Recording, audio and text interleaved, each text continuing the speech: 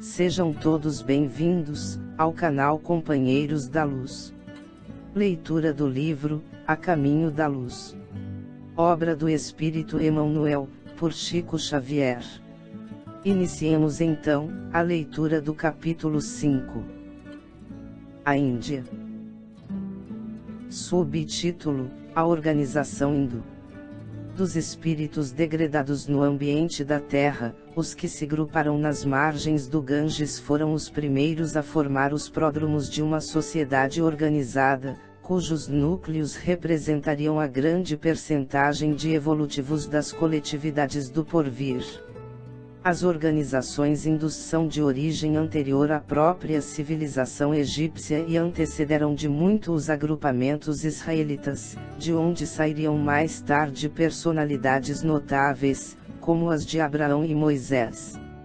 As almas exiladas naquela parte do Oriente muito haviam recebido da misericórdia do Cristo, de cuja palavra de amor e de cuja figura luminosa guardaram as mais comovedoras recordações, traduzidas na beleza dos Vedas e dos Upanishads.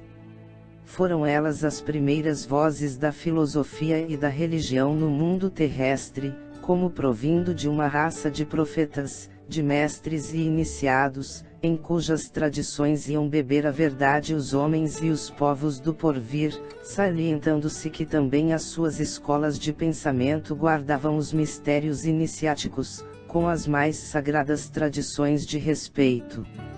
Subtítulo: Os Arianos Puros. Era na Índia de então que se reuniam os arianos puros, entre os quais cultivavam-se igualmente as lendas de um mundo perdido, no qual o povo hindu colocava as fontes de sua nobre origem. Alguns acreditavam se tratasse do antigo continente da Lemúria, arrasado em parte pelas águas dos oceanos Pacífico e Índico, e de cujas terras ainda existem porções remanescentes, como a Austrália. A realidade, porém, qual já vimos, é que como os egípcios, os hindus eram um dos ramos da massa de proscritos da Capela, exilados no planeta. Deles descendem todos os povos arianos, que floresceram na Europa e hoje atingem um dos mais agudos períodos de transição na sua marcha evolutiva. O pensamento moderno é o descendente legítimo daquela grande raça de pensadores, que se organizou nas margens do Ganges, desde a aurora dos tempos terrestres, tanto que todas as línguas das raças brancas guardam as mais estreitas afinidades com o sânscrito, originário de sua formação e que constituía uma reminiscência da sua existência pregressa, em outros planos.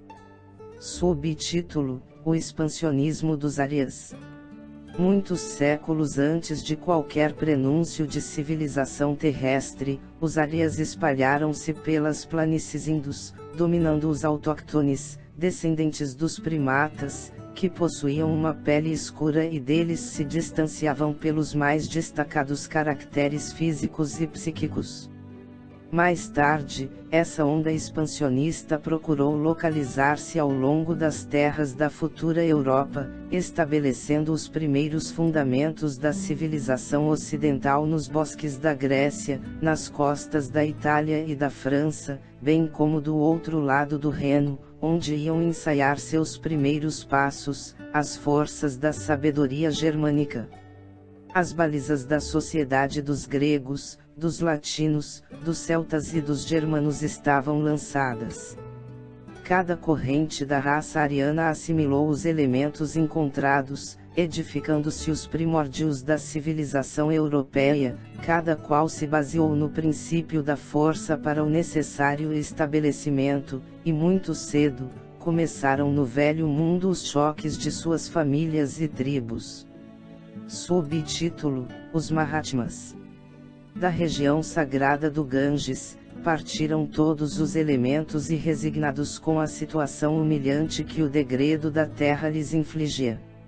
As arriscadas aventuras forneceriam uma noção de vida nova, e aqueles seres revoltados, supunham encontrar o esquecimento de sua posição, nas paisagens renovadas dos caminhos.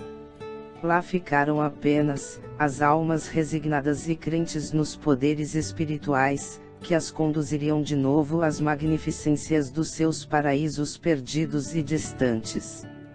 Os cânticos dos Vedas são bem uma glorificação da fé e da esperança, em face da majestade suprema do Senhor do Universo. A faculdade de tolerar e esperar aflorou no sentimento coletivo das multidões, que suportaram heroicamente todas as dores e aguardaram o momento sublime da redenção. Os Mahatmas criaram um ambiente de tamanha grandeza espiritual para o seu povo, que ainda hoje, nenhum estrangeiro visita a terra sagrada da Índia, sem de lá trazer as mais profundas impressões acerca de sua atmosfera psíquica.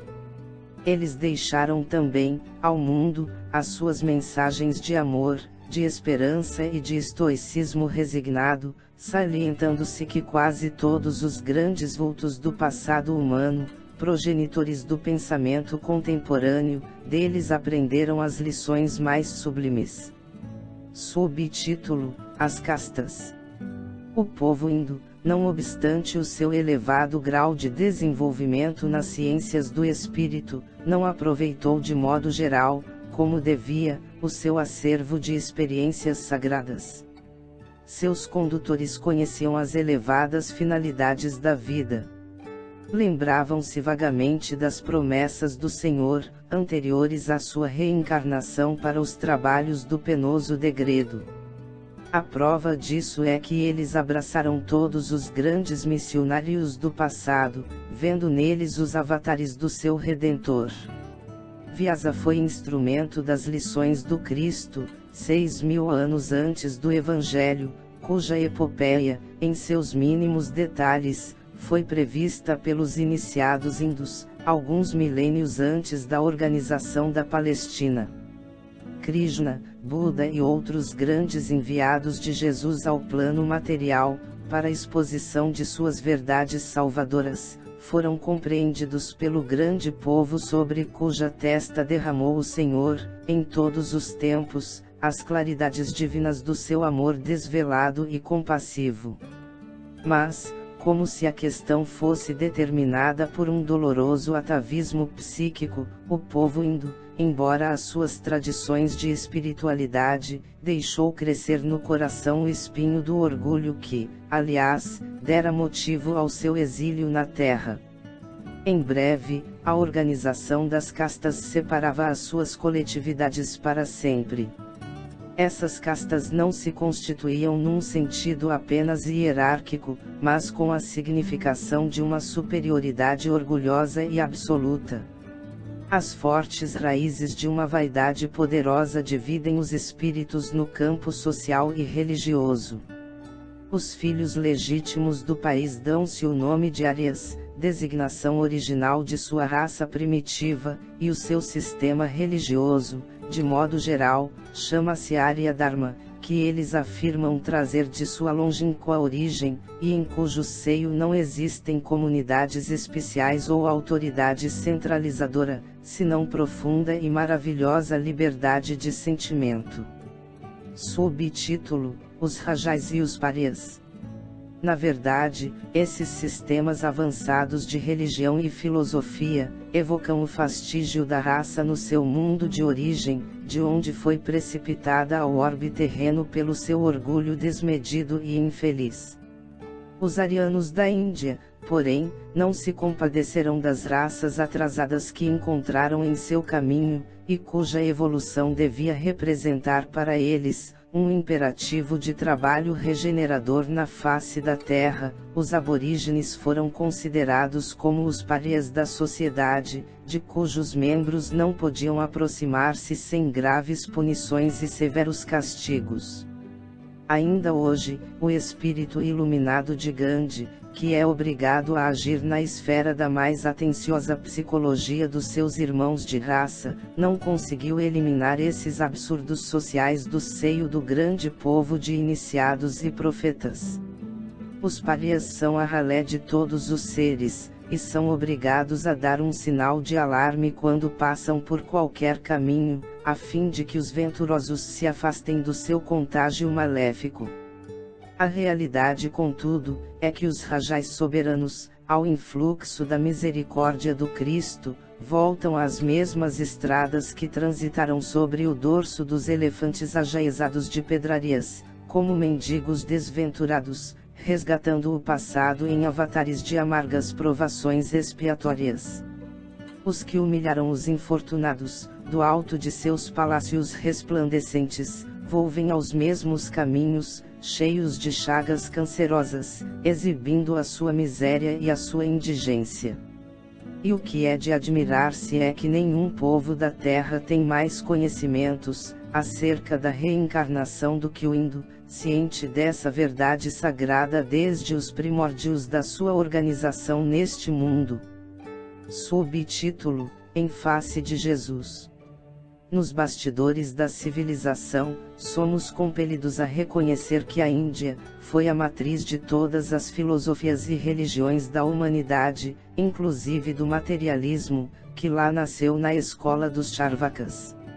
Um pensamento de gratidão nos toma o íntimo, examinando a sua grandeza espiritual e as suas belezas misteriosas, mas, acima dos seus yogis e de seus mahatmas, temos de colocar a figura luminosa daquele que é a luz do mundo, e cuja vinda à Terra se verificaria para trazer a palma da concórdia e da fraternidade, para todos os corações, e para todos os povos, arrasando as fronteiras que separam os espíritos e eliminando os laços ferrenhos das castas sociais, para que o amor das almas substituísse o preconceito de raça no seu reinado sem fim. Chegamos ao final deste capítulo. Não percam o próximo de número 6, a família indo-europeia. Muito obrigado, boa reflexão, que Jesus abençoe a todos.